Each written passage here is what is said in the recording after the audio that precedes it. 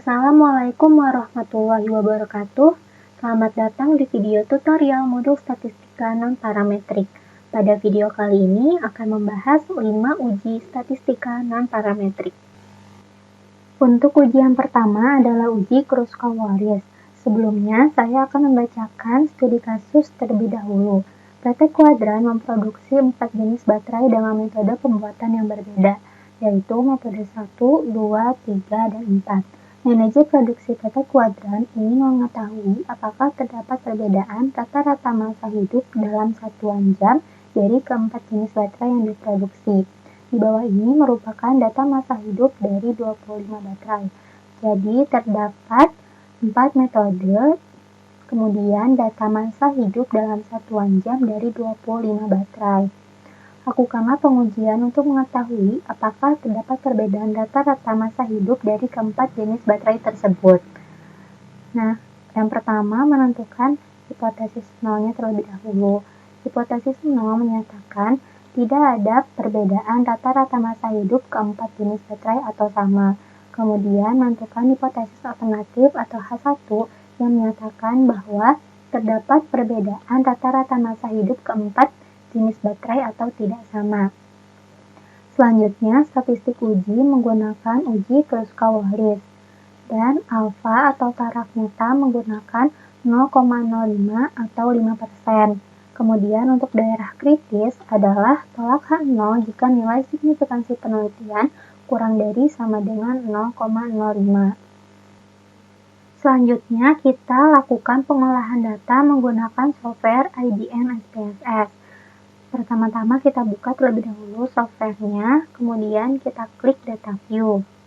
Setelah itu kita salin data metode dan masa hidup yang ada pada Microsoft Excel. Kita copy, kemudian kita paste di IBM SPSS di data view-nya. Setelah itu klik variable view. Untuk baris 1, ubah name-nya menjadi metode. Kemudian untuk baris 2, ubah menjadi masa hidup. Untuk desimal dari metode, kita ubah menjadi 0, sedangkan untuk masa hidup menjadi 1. Karena pada data masa hidup digunakan satu angka di belakang koma. Setelah itu, untuk measure-nya, metode kita pilih nominal, dan masa hidup kita pilih scale. Untuk value dari metode, kita akan menambahkan value 1 dengan label metode 1. Dan value 2 dengan label metode 2. Kemudian untuk value 3 dengan label metode 3. Dan 4 untuk label metode 4 karena kita menggunakan 4 metode. Kemudian klik OK. Setelah itu tampilan data view akan seperti ini. Setelah itu kita klik menu Analyze, lalu Non-Parametric Test, kemudian Legacy Dialogs, dan Key Independent Samples. Lalu kita pindahkan variabel metode pada grouping variables dan variabel masa hidup pada test variable list. Setelah itu, kita define range-nya terlebih dahulu. Untuk minimum kita ketik 1 dan maksimum kita ketik 4.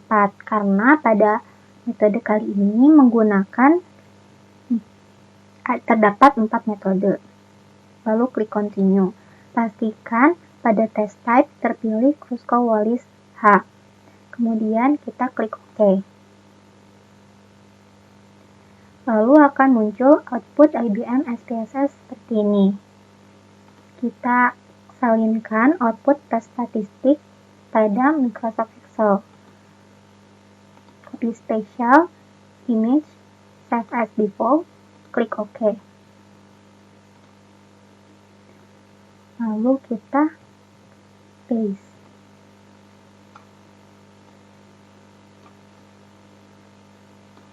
Maka untuk keputusannya, terima H0 nilai signifikansi penelitian 0,425 lebih besar dari 0,05. Dan untuk kesimpulannya adalah tidak ada perbedaan rata-rata masa hidup keempat jenis baterai. Baik, selanjutnya kita akan langsung masuk ke pengujian kedua, yaitu uji Mann-Whitney. Di sini saya akan membacakan studi kasusnya terlebih dahulu. Fakultas Rekayasa Industri Telkom University ingin meneliti mengenai ada tidaknya perbedaan yang signifikan pada nilai mata kuliah kalkulus antara mahasiswa program studi S1 Teknik Industri dan mahasiswa program studi S1 Sistem Informasi. Untuk keperluan penelitian, maka diambil sampel masing-masing 10 mahasiswa dari kedua program studi tersebut. Data yang telah dikumpulkan adalah sebagai berikut. Berikut merupakan datanya. Lakukan pengujian ada tidaknya perbedaan yang signifikan pada nilai mata kuliah kalkulus antara mahasiswa program studi S1 Teknik Industri dan mahasiswa program studi S1 Sistem Informasi dari data pada tabel di samping. Pertama, kita akan mengisikan kolom pada tabel berikut, yaitu kolom kategori mahasiswa program studi S1 Teknik Industri. Di sini dapat terlihat bahwa program studi S1 Teknik Industri kita kategorikan sebagai angka 1. Kemudian dapat kita ketik sama dengan kita kunci menggunakan F4, kemudian Enter. Lalu dapat kita drag saja sampai ke bawah. Setelah selesai, kita langsung ke kolom kategori mahasiswa program studi S1 Sistem Informasi. Di sini dapat terlihat bahwa program studi S1 Sistem Informasi dikategorikan dengan angka 2. Kemudian dapat kita ketik sebagai sama dengan kita kunci menggunakan F4, Enter, kemudian di drag lagi. Setelah selesai, kita langsung masuk ke langkah penyelesaiannya.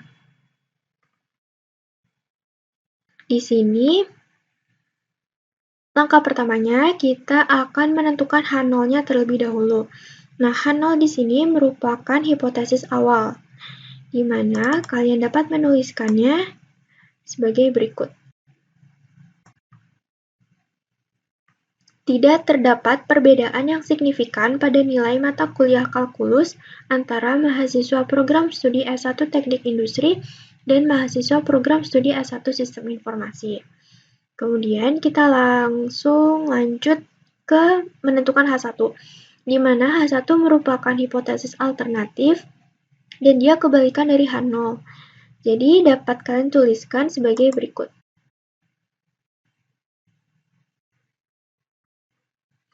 Terdapat perbedaan yang signifikan pada nilai mata kuliah kalkulus antara mahasiswa program studi S1 Teknik Industri dan mahasiswa program studi S1 Sistem Informasi.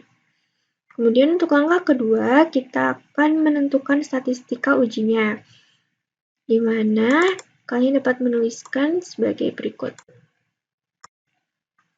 Statistika ujinya yaitu uji Mann-Whitney.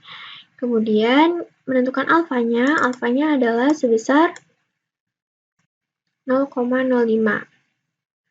Kemudian lanjut ke daerah kritis. Di daerah kritis dapat dituliskan sebagai berikut.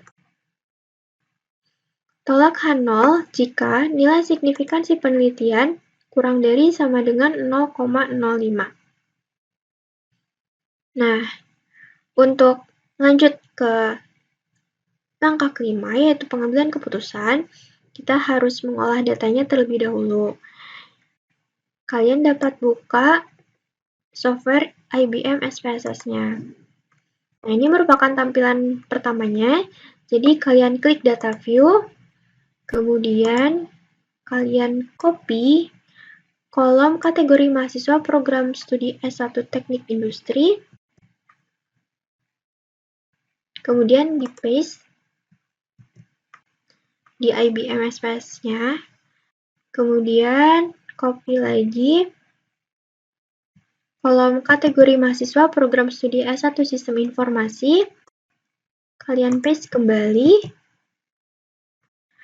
Kemudian copy kembali kolom nilai untuk mahasiswa program studi S1 Teknik Industri.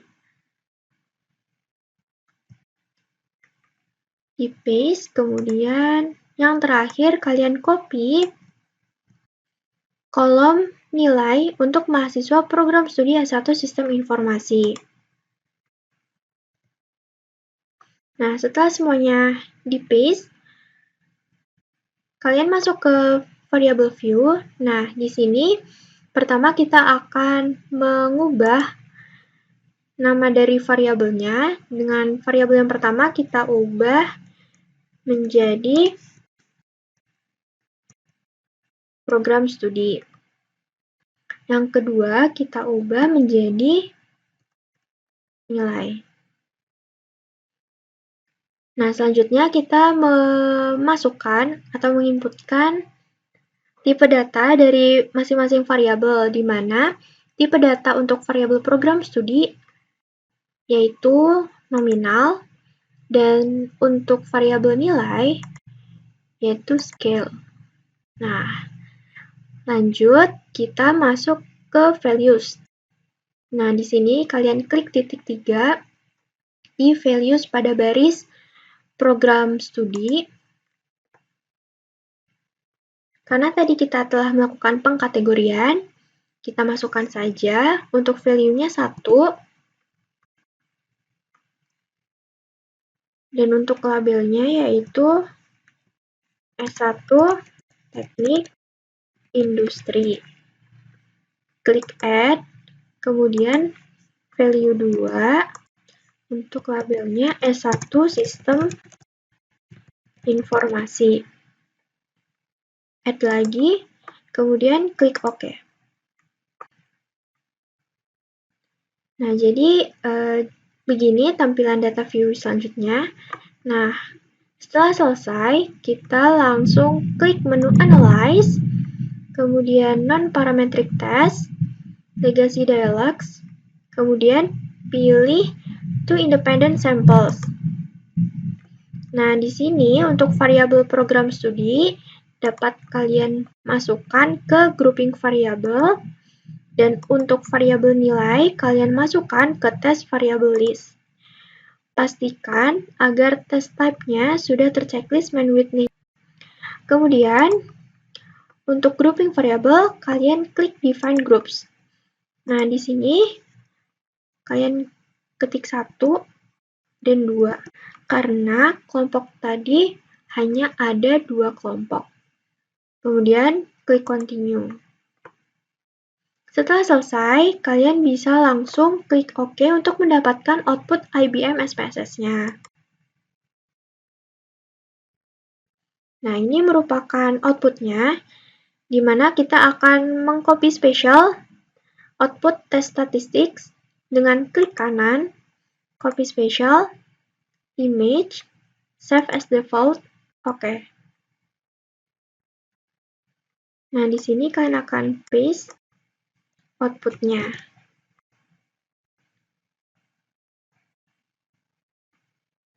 Nah, selanjutnya kita bisa lanjut ke tahap kelima, yaitu keputusan. Dapat diketikkan sebagai berikut. Tolak H0, karena nilai signifikansi penelitian yaitu sebesar 0,013, di mana kalian bisa melihat nilai signifikansi penelitiannya di asymptotic to tilt 0,013, di mana 0,013 ini kurang dari 0,05. Sehingga kesimpulan yang didapatkan adalah terdapat perbedaan yang signifikan pada nilai mata kuliah kalkulus antara mahasiswa program studi S1 Teknik Industri dan mahasiswa program studi S1 Sistem Informasi. Kemudian yang ketiga adalah uji Will-Jackson. Sebelumnya saya akan membacakan studi kasus terlebih dahulu. PT Sipospektrum melakukan pengamatan selama 30 hari, 15 hari sebelum dan 15 hari sesudah. Pengamatan tersebut dilakukan untuk mengetahui pengaruh perawatan mesin terhadap waktu produksi sebelum dan sesudah dilakukan perawatan. Data waktu produksi dalam satuan menit disajikan dalam tabel di bawah. Jadi, 15 hari sebelum dilakukan perawatan mesin melakukan pengamatan dengan hasil waktu produksi seperti berikut. Kemudian, 15 hari setelah dilakukan perawatan mesin dilakukan pengamatan kembali selama 15 hari dengan data waktu produksi seperti berikut. Lakukanlah pengujian untuk mengetahui apakah terdapat perbedaan rata-rata waktu produksi sebelum dan sesudah perawatan mesin. Yang pertama, kita menentukan hipotesis nol terlebih dahulu. Hipotesis nol menyatakan bahwa tidak terdapat perbedaan waktu produksi sebelum dan sesudah perawatan mesin atau sama. Kemudian menentukan hipotesis alternatif atau hipotesis 1 yang menyatakan bahwa terdapat perbedaan waktu produksi sebelum dan sesudah perawatan mesin atau tidak sama. Kemudian untuk statistik uji menggunakan uji Wilcoxon. Dan untuk taraf nyata atau alfa menggunakan 0,05 atau 5%. Kemudian untuk daerah kritis adalah tolakan 0 jika signifikansi penelitian kurang dari sama dengan 0,05. Setelah itu, kita lakukan pengolahan data menggunakan software IBM SPSS. Kita buka terlebih dahulu software IBM SPSS. Kemudian kita klik data view. Setelah itu, kita salinkan data waktu produksi sebelum perawatan mesin. Lalu kita paste pada IBM SPSS. Setelah itu kita salinkan juga data waktu produksi sesudah perawatan mesin. Lalu kita paste. Setelah itu buka variable view, lalu ubah variable name yang baris pertama menjadi sebelum, dan untuk baris kedua kita ubah menjadi sesudah. Setelah itu untuk desimal kita ubah menjadi 0 karena pada kali ini datanya tidak menggunakan angka desimal. Kemudian untuk measure kita ubah menjadi scale. Kemudian tampilan data view akan berubah seperti berikut.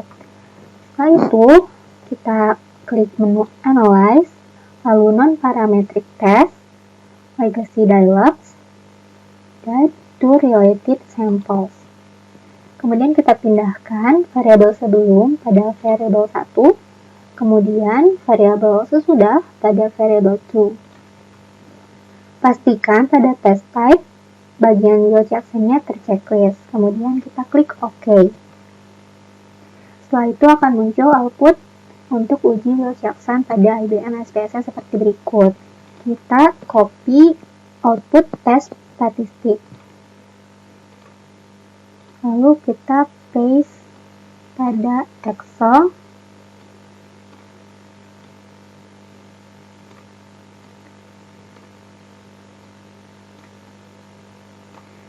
Lalu untuk keputusannya adalah tolakan 0 karena nilai signifikansi penelitian 0,006 lebih kecil dari 0,05.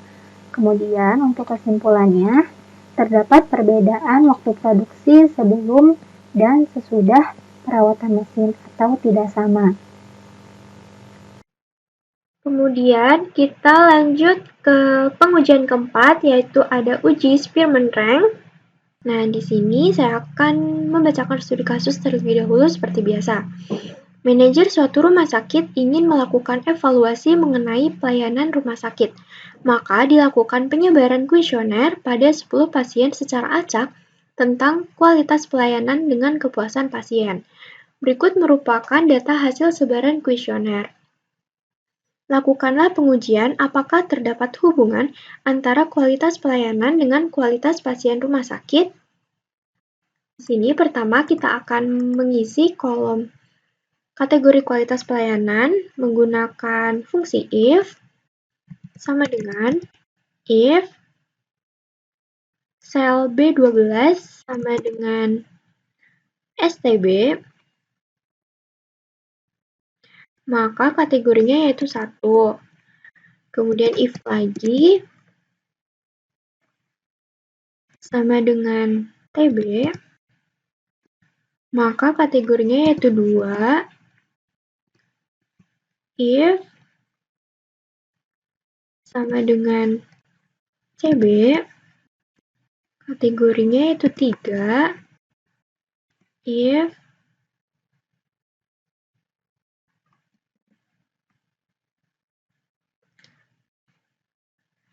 sama dengan B, maka kategorinya itu 4. Jika tidak, maka 5. Kemudian kita klik enter, dan kita drag sampai ke bawah. Selanjutnya, kita ke kolom kategori kepuasan pasien menggunakan fungsi if kembali, sama dengan STP, maka kategorinya yaitu 1, if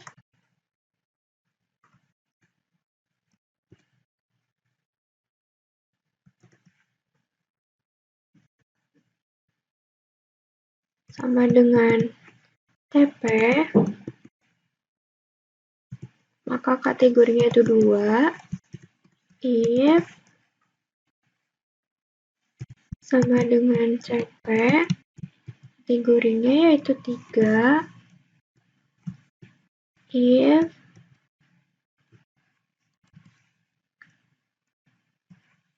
sama dengan P, kategorinya itu 4, dan jika tidak 5. Kemudian kita klik enter, lalu drag sampai ke bawah. Nah, setelah selesai, kita langsung ke langkah penyelesaiannya. Di sini pertama, kita akan menentukan H0-nya. Kalian bisa tuliskan sebagai berikut. Tidak ada hubungan antara kualitas pelayanan dan kepuasan pasien. Kemudian H1-nya yang merupakan kebalikan dari H0, itu terdapat hubungan antara kualitas pelayanan dan kepuasan pasien. Yang kedua, untuk statistika ujinya, kita menggunakan uji Spearman Rank. Untuk alfanya seperti biasa, yaitu 0,05. Kemudian untuk daerah kritisnya dapat dituliskan tolak H0 jika nilai signifikansi penelitian kurang dari sama dengan 0,05. Terus kita akan lanjutkan ke IBM SPSS. Nah, di sini kita klik data view, kemudian copy kolom kategori kualitas pelayanan, kita paste, kemudian kategori kepuasan pasien, kita paste, kemudian kita klik variable view dan akan mengubah nama masing-masing variabelnya, di mana variabel pertama akan dinamakan sebagai kualitas pelayanan, dan untuk variabel kedua, kepuasan pasien. Kemudian kita menginputkan tipe datanya, di mana tipe data untuk kualitas pelayanan adalah ordinal, dan untuk kepuasan pasien juga ordinal. Setelah selesai, kita klik data view, kemudian klik menu Analyze, Correlate, dan pilih Bivariate. Di sini kita akan memasukkan semua variabelnya ke dalam variables. Jangan lupa di checklist untuk pengujiannya, dan kita klik OK.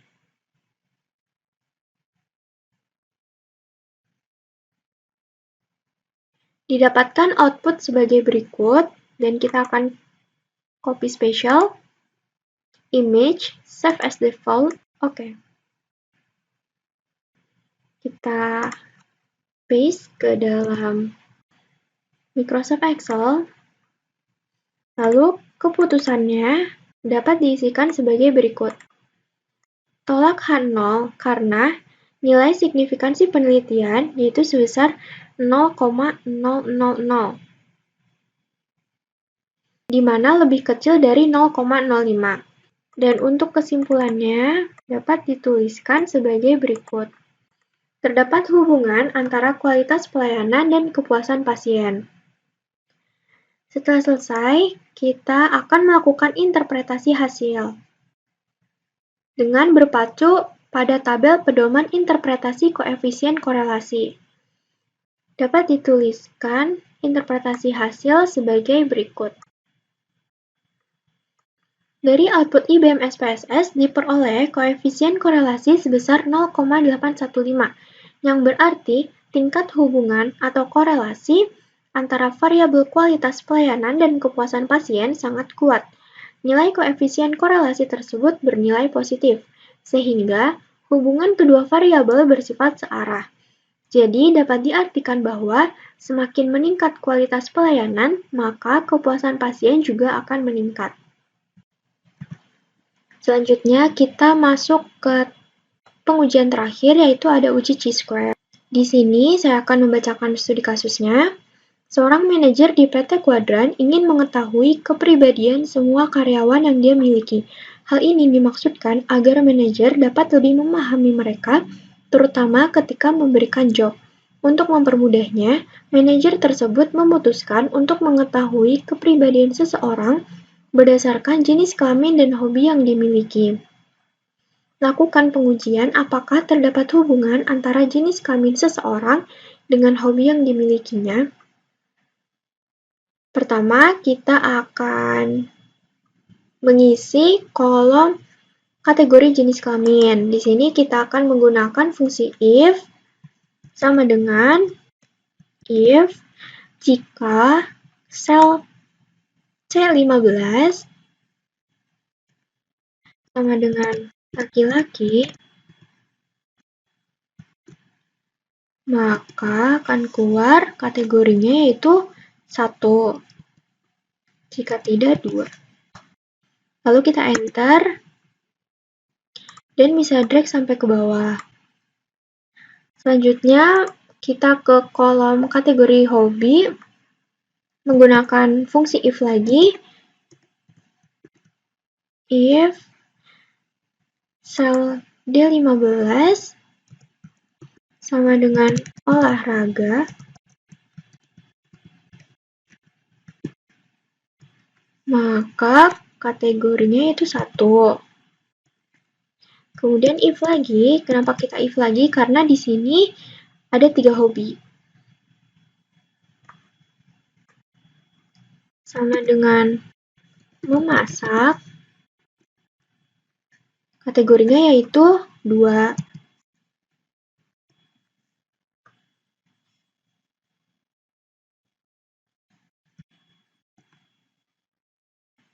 Lalu kita drag. Setelah selesai, kita langsung masuk ke langkah penyelesaiannya. Di sini, seperti biasa, kita akan menentukan H0-nya. Dapat dituliskan sebagai berikut. Tidak terdapat hubungan antara jenis kelamin dengan hobi. Dan untuk H1-nya merupakan kebalikannya, yaitu terdapat hubungan antara jenis kelamin dengan hobi. Untuk statistika ujinya, ini merupakan uji chi-square. Alfanya kalian dapat tuliskan seperti biasa, yaitu sebesar 0,05. Dan untuk daerah kritisnya, tolak H0 jika signifikansi penelitian alfa kurang dari sama dengan 0,05. Untuk lanjut ke tahap 5 yaitu keputusan, kita akan melakukan pengolahan data di IBM SPSS.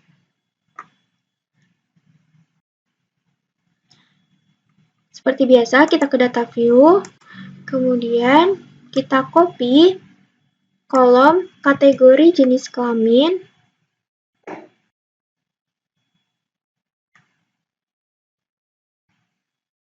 dan kategori hobi. Kita paste. Setelah semuanya selesai, kita masuk ke variabel view. Kita gantikan variabel pertama dengan namanya yaitu jenis kelamin. Untuk variabel yang keduanya hobi. Kemudian kita akan inputkan tipe datanya, yaitu keduanya merupakan nominal. Sini values untuk variabel jenis kelamin. Value 1 labelnya laki-laki. Dan untuk value 2 labelnya perempuan. Kemudian kita klik OK. Sini untuk hobi, value-nya 1 dengan labelnya yaitu olahraga. 2 labelnya yaitu memasak. Dan value 3 labelnya yaitu membaca. Klik OK. Setelah selesai, klik menu Analyze, Descriptive Statistics, kemudian pilih Cross Tabs. Di sini masukkan variabel jenis kelamin ke dalam row, dan untuk hobi, masukkan ke dalam kolom. Sini kita akan klik Statistics dan checklist Chi-square. Continue, kemudian klik OK. Berikut merupakan outputnya. Kita akan copy special Chi-square test, image, save as default, OK. Kemudian kita paste di Microsoft Excel. Kemudian kita bisa langsung ke langkah kelima, yaitu keputusan dapat dituliskan sebagai berikut, yaitu terimahan 0 karena nilai signifikansi penelitian yaitu sebesar 0,111, di mana 0,111 ini lebih dari 0,05. Sehingga kesimpulannya dapat dituliskan sebagai berikut. Tidak terdapat hubungan antara jenis kelamin dengan hobi. Baik, cukup sekian video tutorial modul 4 Psikospektrum. Kurang lebihnya mohon maaf. Terima kasih. Wassalamualaikum warahmatullahi wabarakatuh.